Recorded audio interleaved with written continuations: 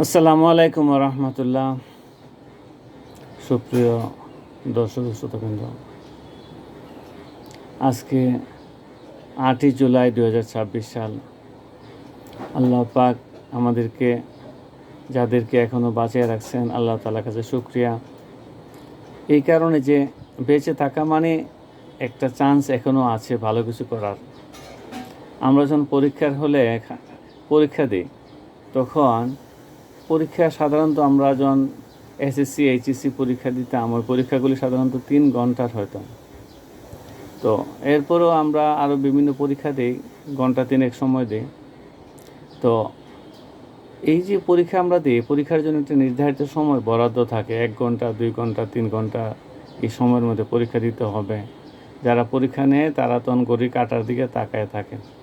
সময় শেষ হওয়ার সাথে সাথে তারা ঘন্টা বাড়ি দেয়, আর সময় শুরু হওয়ার সাথে সাথে তারা ঘন্টা বাড়ি দিয়ে তখন খাতা দেয় লেখার জন্য। আর অপেক্ষা করতে থাকে সময় শেষ হওয়ার আগে ওয়ার্নিং দিতে থাকে যে আর 5 মিনিট আছে, 10 মিনিট আছে। আর শেষে সময় শেষ হয়ে গেলে একবারে ঘন্টা বাড়ি দিয়ে যে আর লেখা যাবে না, তখন খাতা নিয়ে নেয়। আমরা যারা এই দুনিয়ার জীবনে আছি, আল্লাহ পাক আজকে 8ই জুলাই 2026 এখন পর্যন্ত আমাদেরকে, যাদেরকে আল্লাহ পাক দুনিয়াতে বাঁচিয়ে রাখছেন, আমাদের খাতাটা এখনও জমা নেন নাই।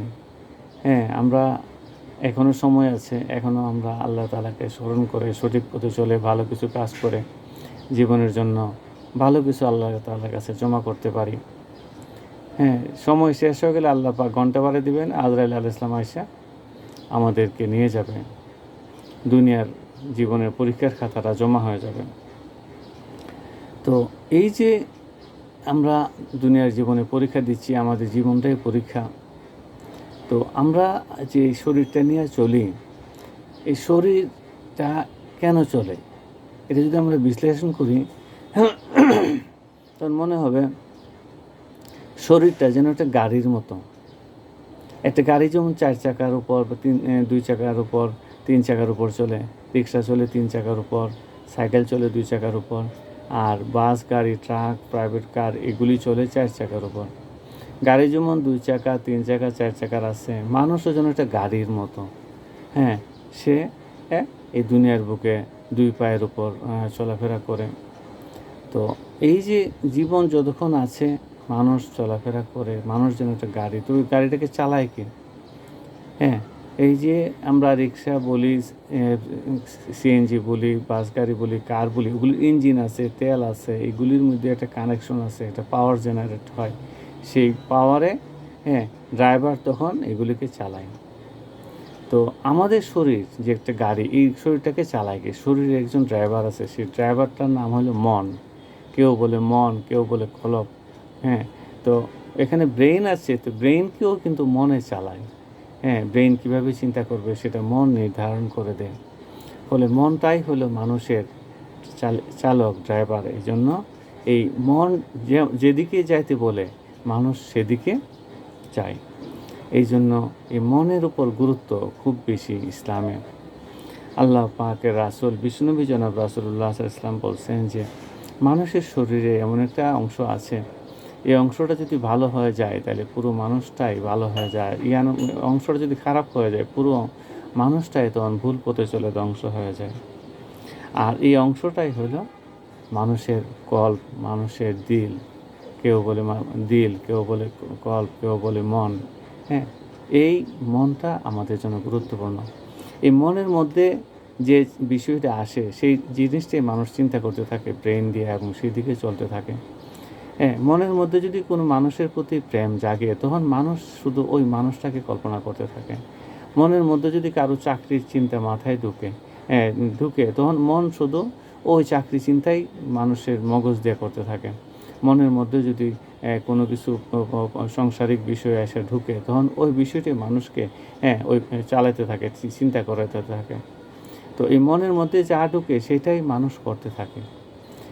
তো এই মনের মধ্যে যদি কারো এই আল্লাহ তাআলার কথা ঢুকে, তখন সে আল্লাহ তাআলা নিয়ে চিন্তা করতে থাকে। মনের মধ্যে যদি নবী রাসূলের কথা ঢুকে থাকে, তখন সে নবী রাসূলের কথা চিন্তা থাকে।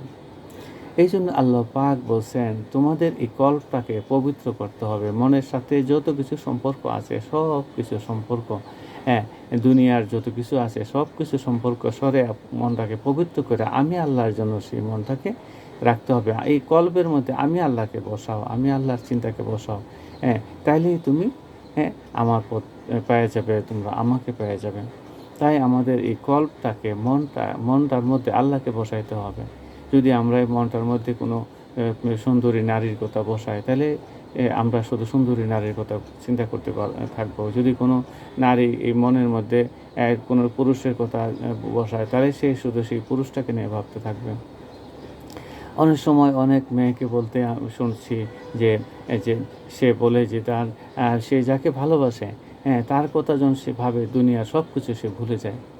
অর্থাৎ তার ভালোবাসা সম্পূর্ণটুকু তার যাকে ভালোবাসে তার জন্য সে সব কিছু করতে প্রস্তুত হয়ে যায়, তাকে পাওয়ার জন্য, তাকে খুশি রাখার জন্য সব কিছু করতে প্রস্তুত হয়ে যায়। তো আল্লাহ পাক বলেন যে বান্দারা, তোমরা যদি আমি আল্লাহকে পাইতে চাও, আমি আল্লাহকে ভালোবাসো, তাহলে মনের মধ্যে আমাকে জায়গা দাও। হ্যাঁ, তাহলে মনের মধ্যে যদি কেউ আল্লাহ তাআলাকে জায়গা দেয়, তখন আল্লাহ তাআলার জন্য সে সব কিছু করতে প্রস্তুত হয়ে যায়। যেমন আমরা দেখি অতীতে নবী রাসূলুল্লাহ আল্লাহ তাআলার জন্য সব কিছু জীবন বাজি রেখা চলছে। হ্যাঁ, কেউ শহীদ হয়েছে, কেউ স্বাভাবিক মৃত্যুবরণ করছে, তবে আল্লাহ তাআলার জন্য তার সব কিছু করতে প্রস্তুত হয়ে গেছে। কোনো বিপদ আপদ তাদেরকে আটকায় রাখতে পারে না, কোনো ভয়ভীতি তাদেরকে আটকে রাখতে পারে না। বাংলাদেশে বর্তমানে আমরা দেখি জামাত ইসলাম, ইসলামী ছাত্র শিবির, তারা জীবনের ঝুঁকি নিয়ে আল্লাহ তাআলার পথে চলে। কেউ আহত হয়ে যায়, কেউ শহীদ হয়ে যায়, কেউ রক্তাক্ত হয়ে যায়। আমরা দেখে অবাক হয়, জীবন দিয়া দিচ্ছে লোকটা। হ্যাঁ, হ্যাঁ, তো তার কি পরিবার নাই, তার সংসার নাই, তার জীবন নাই। হ্যাঁ, সে একবারে জীবন দিয়ে দিল, সন্ত্রাসীদের সাথে লড়াই করতে গিয়ে সে জীবনটা দিয়ে দিল। আসলে যারা আল্লাহ তাআলাকে ভালোবাসে, হ্যাঁ, আল্লাহ তাআলার জন্য সব কিছু উজাড় করে দিতে তখন তারা প্রস্তুত হয়ে যায়। আল্লাহ তাআলা পবিত্র কোরআন শরীফে বলছেন, হ্যাঁ, হ্যাঁ, যে আল্লাহ তাআলা মানুষের জান আর মাল খরিদ করে নেন, বিনিময়ে আল্লাহ তাআলা তাদের জন্য হয়ে যান। তাদের জন্য তিনি পুরস্কার রাখছেন, দুনিয়াতে শান্তি প্রশান্তি রাখছেন, ইজ্জত রাখছেন, আর পরকালে তাদের জন্য তিনি জান্নাত রাখছেন। আরও পুরস্কার আছে, এমন পুরস্কার রাখছেন যা কোনো চোখ কোনো দিন দেখে নাই, কোনো হৃদয় কোনো দিন কল্পনা করে নাই, এমন সব পুরস্কার আল্লাহ পাক রাখছেন। তো মানুষ যখন সেই আল্লাহ তাআলাকে চিনতে পারে, তখন আল্লাহ তাআলার জন্য তার ভালোবাসা জন্মায় কলবের মধ্যে, দুনিয়ার সব ভালোবাসা ভুলে যায়। আর মানুষ যখন আল্লাহ তাআলাকে বাদ দেয়, তখন দুনিয়ার ভালোবাসা এসে তার মনের ভিতরে ঢোকে। কখনো দুনিয়ার পুরুষ, কখনো দুনিয়ার নারী, কখনো টাকা পয়সা, ঘরবাড়ি, চাকরি, এগুলি এসে তার কলবে বসে এবং এগুলি সে ভাবতে থাকে। যেদিকে যে কলবে যাকে জায়গা দেয়, সেই বিষয়টাই কলব তখন তাকে সেদিকে পরিচালিত করে। তাই যারা মহাগ্রন্থ আল কোরআনের শিক্ষাকে বিশ্বাস করে, আল্লাহ তাআলাকে বিশ্বাস করে, তাদেরকে কী করতে হবে? এই কলবে আল্লাহ তাআলাকে জায়গা দিতে হবে। বিশ্বনবী জনাব রাসূলুল্লাহ সাল্লাল্লাহু আলাইহি ওয়াসাল্লামের একটা হাদিস, হ্যাঁ, বুখারী শরীফের হাদিস, আবু উমামার থেকে বর্ণিত, যেখানে রাসূলুল্লাহ সাল্লাল্লাহু আলাইহি ওয়াসাল্লাম বলছেন, যে ব্যক্তি আল্লাহর জন্যই বন্ধুত্ব করে, আল্লাহর জন্যই শত্রুতা পোষণ করে, আল্লাহর জন্যই দান করে এবং আল্লাহর জন্যই দান করা থেকে বিরত থাকে, সে নিজের ঈমানকে পূর্ণতা দান করে। একজন মানুষ পূর্ণ ঈমানদার তখন হয় যখন সে কারোর সাথে যখন বন্ধুত্ব করে, সে চিন্তা করে যে আমি বন্ধুত্বটা করছি আল্লাহকে খুশি করার জন্য। কারোর সাথে যদি শত্রুতা করে, তখন সে শত্রুতা করে এই কারণে যে আল্লাহ তাআলা বলছেন তার সাথে শত্রুতা করার জন্য, তাই তার সাথে শত্রুতা করে। কাউকে যখন দান করে, এই কারণে দান করে যে আল্লাহ পাক বলছেন দান করতে, সেই জন্য দান করছে। আর কারোকে যদি দান করা থেকে বিরত থাকে, এই কারণেই বিরত থাকে, আল্লাহ পাক ও তাদেরকে দান করা থেকে বিরত থাকতে বলছেন, সেই জন্য। অর্থাৎ জীবনের প্রতিটা কর্মই যখন মানুষ আল্লাহ তাআলাকে জিজ্ঞেস করে, আল্লাহ তাআলার পারমিশন অনুযায়ী করে, আল্লাহ তাআলার দেখানো পথে করে, তখন মানুষ কী করে? তার ঈমানের পূর্ণতা পায়। আল্লাহ পাক রাসূল ইসলামের আরেক হাদিসে আমরা দেখতে পাই, রাসূল ইসলাম বলছেন, যে ব্যক্তি ঈমানের স্বাদ লাভ করে, সে আল্লাহকে নিজের একমাত্র প্রভু এবং ইসলামকে নিজের একমাত্র জীবন বিধান হিসাবে এবং মুহাম্মদ ইসলামকে নিজের রাসূল হিসেবে মেনে নিয়ে খুশি ও পরিতৃপ্ত হয়। বুখারী মুসলিম শরীফের হাদিস, আব্বাস রাদিয়াল্লাহু তাআলা আনহু থেকে বর্ণিত। তো এই যে রাসূল ইসলামের হাদিস আমরা দেখলাম, হ্যাঁ, তো এই যে এই হাদিসগুলি কি শিক্ষা দেয় যে আল্লাহ তাআলাকে পেয়ে নিজের জীবনকে আল্লাহ তাআলাকে পেয়ে এমনভাবে অনুসরণ করা, বিশ্বাস করা, ভালোবাসা যে সব কিছুই আল্লাহ তাআলার জন্য করা, ভালোবাসা সবটুকু আল্লাহ তাআলার জন্য। এই ভালোবাসা, বিশ্বাস সবগুলো কোথায় জায়গা থাকে? মানুষের মনের ভিতরে। মন যখন প্রস্তুত হয়ে যায় যে কাজের জন্য, মানুষ তখন সেই কাজের জন্য সব কিছু করতে রাজি।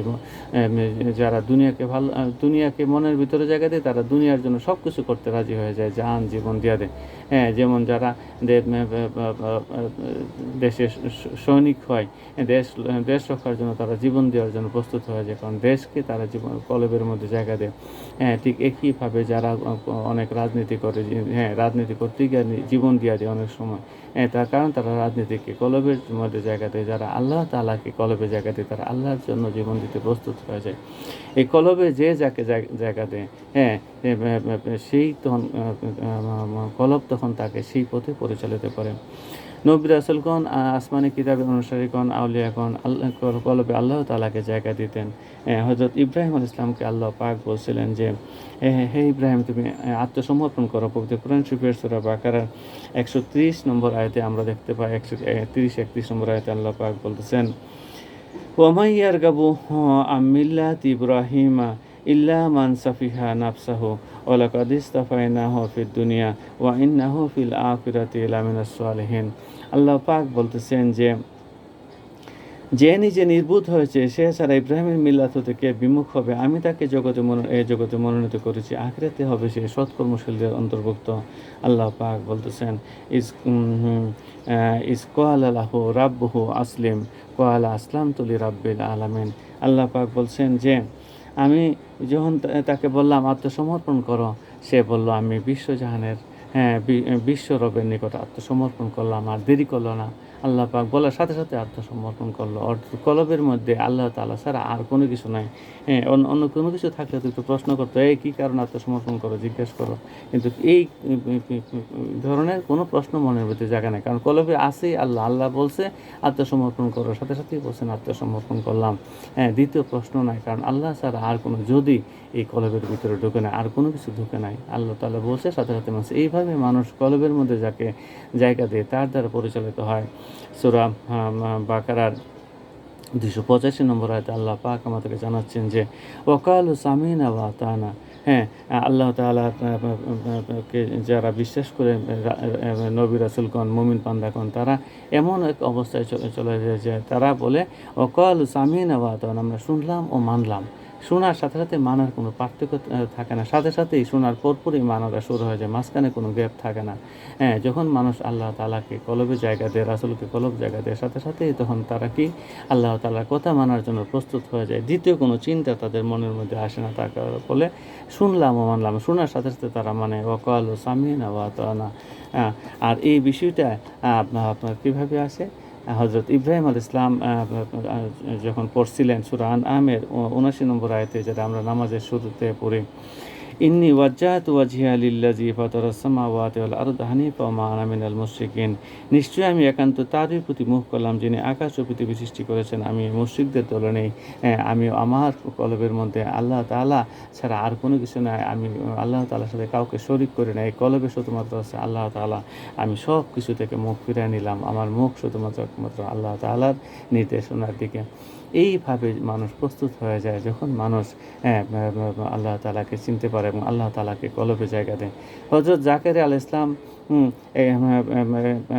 একটা ঘটনা বলছিলেন। সেই ঘটনাটা হলো যে আল্লাহ পাক দাউদ আলাইহিস সালামকে বলছিলেন, হে দাউদ, তুমি তোমার গৃহকে পরিচ্ছন্ন করো, আমি সেখানে অবতরণ করব। হ্যাঁ, দাউদ আলাইহিস সালাম আল্লাহ তাআলাকে বললেন, হে আল্লাহ, আপনি অবতরণ করবেন, এটা কেমন গৃহ? আল্লাহ পাক বললেন, সেটা হলো মুমিন বান্দার দিল। হ্যাঁ, এই দিলকে, কলবকে পবিত্র করলে আল্লাহ পাক সেখানে অবতরণ করেন। তাই আমাদের এই কলবকে দেখতে হবে, কলবে আমরা কাকে জায়গা দিছি? আল্লাহকে জায়গা দিছি নাকি দুনিয়াকে জায়গা দিছি? যদি দুনিয়ার কোনো কিছুকে জায়গা দিই, তাহলে সে আমাদেরকে দুনিয়াদের বানায় ধ্বংস করে ফেলবে। আর যদি আল্লাহকে জায়গা দিই, তাহলে আল্লাহ তাআলা প্রিয় বান্দা হতে পারবো। পছন্দ আমাদের, সিদ্ধান্ত আমাদের, পরিণতিও আমাদের। মহান আল্লাহ তাআলা আমাদেরকে তৌফিক দান করুক যেন তাকে এই কলবে জায়গা দিয়ে আমরা জীবনকে সার্থক করতে পারি। আসসালামু আলাইকুম ওয়া রাহমাতুল্লাহ।